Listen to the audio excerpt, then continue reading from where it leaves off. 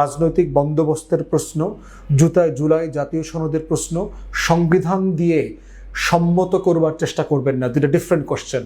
আপনারা জুলাই জাতীয় সনদ কিন্তু স্বাক্ষর করেছেন, অঙ্গীকার করেছেন, অঙ্গীকারনামায় লেখা ছিল এর কোনো কিছুকে আপনারা আদালতে চ্যালেঞ্জ করবেন না। অতএব আজকে প্রতিনিয়ত এটাকে প্রশ্নবিদ্ধ করছেন, চ্যালেঞ্জ করছেন।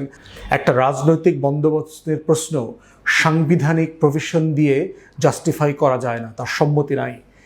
রাজনৈতিক বন্দোবস্তের প্রক্রিয়া ডিল করতে হয় জনগণের মতামতের উপর ভিত্তিতে, এবং জনগণ সেই মতামত দিয়ে দিয়েছে।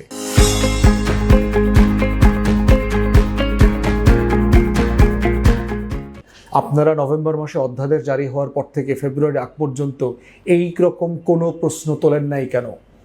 কারণ আপনারা মনে মনে বিশ্বাস করেন নাই, ধরে নিয়েছেন নির্বাচন আসতেছে, আমরা তো জিতেই যাব, আলটিমেটলি তখন যা করার তাই করব। এই একই জিনিস শেখ মুজিব করেছে ৭১ পরবর্তী বাস্তবতায়, এই একই জিনিস ৯০ পরবর্তী বিএনপি আওয়ামী লীগ করেছে, একই জিনিস 1/11-এর পরে আওয়ামী লীগ করেছে। পরিণতি কারো ভালো হয়নি। আপনারাও ঠিক একই পরিণতির দিকে যাচ্ছেন, এবং এইটা যেটা করবে জাতীয় সংকট তৈরি করবে। এর পাশাপাশি জাতীয় কিন্তু বহু ধরনের বৈশ্বিক বাস্তবতা রয়ে গেছে।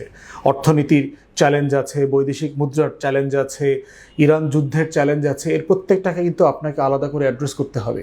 আপনি যে তর্ক এবং বিতর্কে জড়াচ্ছেন, এটা আননেসেসারি জাতিকে ডিস্ট্র্যাক্ট করছে এবং আপনাদের কার্যক্রমকে ডিস্ট্র্যাক্ট করছে।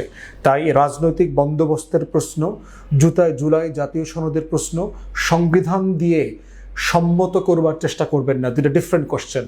Political settlement is only to be legitimized through public will and referendum. এটা কনস্টিটিউশনাল কোশ্চেন না।